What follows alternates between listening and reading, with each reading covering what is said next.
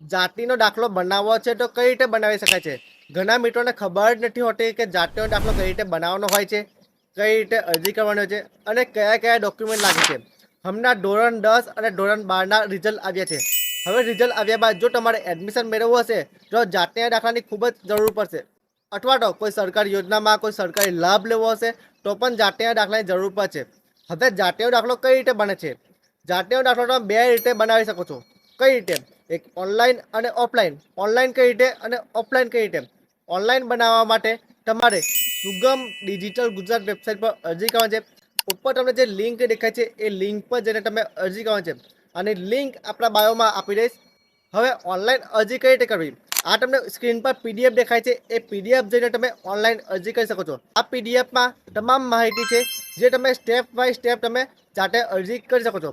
ત્યારબાદ તમારે જો ઓફલાઈન અરજી કરે છે, એટલે કે તમારા તાલુકા, તમારા ગામમાં જો મામલેદાર કચેરી હોય તો તમે મામલેદાર કચેરી જઈને આટલા ડોક્યુમેન્ટ આપીને તમે જાતિનો દાખલો બનાવી શકો છો.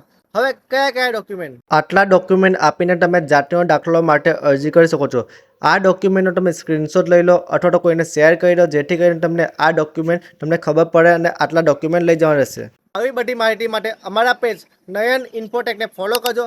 આ રીલ તમારા મિત્રોને ખાસ કરીને શેર કરજો, જેથી કરીને જો કોઈ દાખલો બનાવવા જાય તો કોઈ ધક્કો ના થાય.